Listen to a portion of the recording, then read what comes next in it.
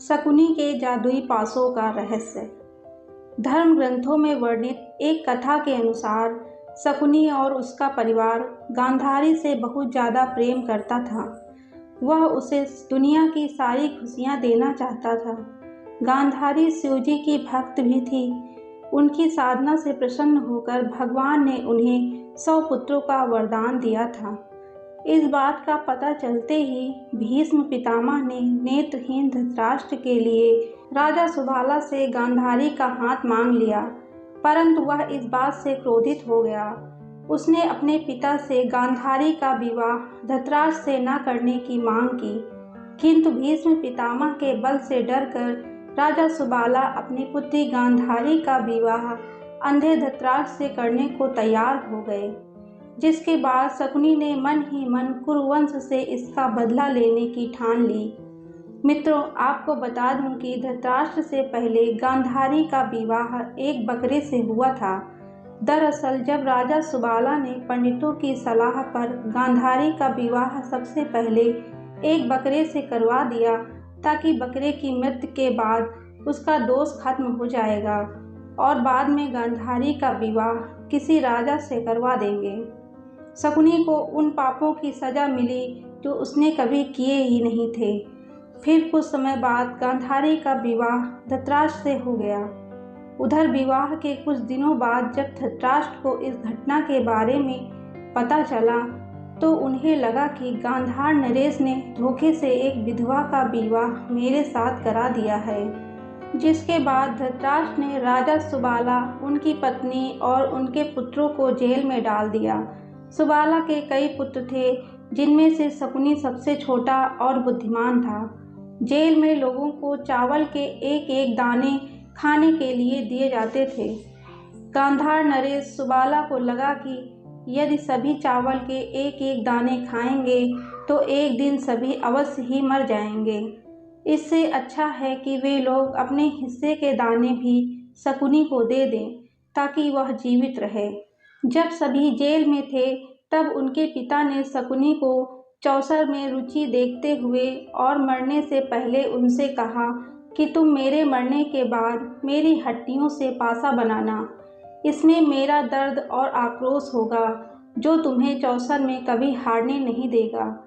ये पासे हमेशा तुम्हारी आज्ञा मानेंगे। अपने पिता की मृत्यु के बाद शकुनी ने उनकी कुछ हड्डियां अपने पास रख ली थी। ऐसा भी कहा जाता है कि पासों में उनके पिता की आत्मा वास कर गई थी, जिसकी वजह से वह पासे शकुनी की ही बात मानते थे। राजा सुबाला के आखिरी दिनों में धृतराष्ट्र ने उसकी अंतिम इच्छा पूछी, तो उसने अपने पुत्र शकुनी को आज़ाद करने को कहा, जिसके उपरांत शकुनी आज़ाद हो गया। बंदी गृह से बाहर आने के बाद शकुनी अपने लक्ष्य को भूल न जाए, इसलिए बंदी गृह के लोगों ने उसकी एक टांग तोड़ दी। इसी वजह से शकुनी लंगड़ा कर चलता था। आज़ाद होने के बाद उसने धृतराष्ट्र से अपने सभी भाइयों और माता पिता के साथ हुए अन्याय का प्रतिशोध लेने के लिए प्रतिज्ञा ली तथा अपने कुटिल बुद्धि का प्रयोग कर उन्हें महाभारत जैसे भयानक युद्ध में झोंक दिया। अभी तक आपने जाना कि शकुनी के पासों का रहस्य क्या था। अब आपको बताते हैं कि उसने कहाँ इनका इस्तेमाल किया था। शकुनी जुआ खेलने में पारंगत था। उसने कौरवों में भी जुए के प्रति मोह जगा दिया था। उसकी इस चाल के कारण केवल पांडवों का ही नहीं, बल्कि कौरवों का भी भयंकर अंत छुपा था, क्योंकि शकुनी ने कौरव कुल के नाश की प्रतिज्ञा ली थी और उसके लिए उसने दुर्योधन को अपना पहला मोहरा बना लिया था। वह हर समय केवल मौके की तलाश में रहता था, जिसके चलते कौरवों और पांडवों के मध्य भयंकर युद्ध छिड़ा और कौरव मारे गए।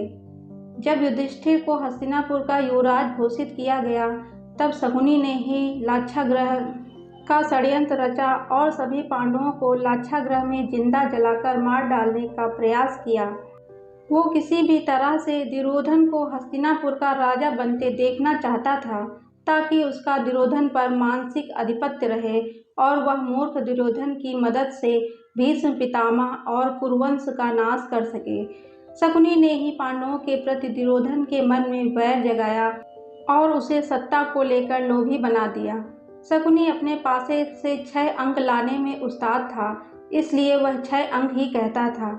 बहुत से विद्वानों का मानना है कि शकुनी माया जाल और सम्मोहन की मदद से पासों को अपने पक्ष में पलट देता था। जब पासे फेंके जाते थे तो कई बार उनके निर्णय पांडवों के पक्ष में होते थे, ताकि पांडव भ्रम में रहें कि पासे सही हैं। शकुनी के कारण ही महाराज धृतराष्ट्र की ओर से पांडवों व कौरवों में होने वाले मतभेद के बाद पांडवों को एक बंजर क्षेत्र सौंपा गया था, लेकिन पांडवों ने अपनी मेहनत से उसे इंद्रप्रस्थ में बदल दिया। युधिष्ठिर द्वारा किए गए राजसूय यज्ञ के समय दुर्योधन को यह नगरी देखने का मौका मिला। महल में प्रवेश करने के बाद दुर्योधन ने इस जल की भूमि को एक विशाल कक्ष समझकर कदम रखा और इस पानी में गिर गया। यह तमाशा देखकर पांडवों की पत्नी द्रौपदी उस पर हंस पड़ी और कहा कि अंधे का पुत्र अंधा था। यह सुनकर दुर्योधन क्रोधित हो गया। दुर्योधन के मन में चल रही बदले की इस भावना को शकुनी ने बढ़ावा दिया और इसी का फायदा उठाते हुए उसने पासों का खेल चौसर खेलने का योजना बनाई। उसने दुर्योधन से कहा कि तुम इस खेल में जीतकर बदला ले सकते हो। खेल के जरिए पांडवों को हराने के लिए शकुनी ने बड़े प्रेम भाव से सभी पांडवों को आमंत्रित किया और फिर शुरू हुआ दुर्योधन व युधिष्ठिर के बीच चौसर का खेल। शकुनी की चौसर की महारत अथवा उसका पासों पर स्वामित्व ऐसा था कि वह जो चाहता था वे अंक पासों पर आ जाते थे और उसकी उंगलियों के घुमावों पर ही पासों के अंक पूर्व निर्धारित थे। खेल की शुरुआत में पांडवों का उत्साह बढ़ाने के लिए शकुनी ने आरंभ में कुछ पारियों की जीत युधिष्ठिर के पक्ष में जाने दी, ताकि पांडवों को खेल के प्रति उत्साह बढ़ जाए। जिसके बाद धीरे धीरे खेल के उत्साह में युधिष्ठिर अपनी सारी दौलत और साम्राज्य जुए में हार गए। अंत में हुआ ये कि शकुनी ने युधिष्ठिर को सब कुछ एक शर्त पर वापस लौटा देने का वादा किया कि यदि वे अपनी पत्नी को दांव पर लगाएं। मजबूर होकर युधिष्ठिर ने शकुनी की बात मान ली और अंत में पांडव यह पारी भी हार गए। इस खेल में द्रौपदी का अपमान कुरुक्षेत्र के महायुद्ध का कारण बना। शकुनी अपनी शपथ पूरी होते नहीं देख पाया, क्योंकि महाभारत के युद्ध में वह पहले ही मार दिया गया था। महाभारत जैसे भयानक युद्ध की पृष्ठभूमि तैयार करने में शकुनी ने अहम भूमिका निभाई थी, इसलिए वह सबसे पहले स्वर्ग पहुंचा, क्योंकि उसने अपने परिवार पर किए जाने वाले अत्याचारों का बदला लिया और उसी युद्ध में खुद शहीद हो गया। तो ये थी मामा शकुनी के और उनके पासों की कहानी। मिलते हैं एक नई कहानी के साथ। Thanks for watching. Please subscribe my channel. जय हिंद, जय भारत।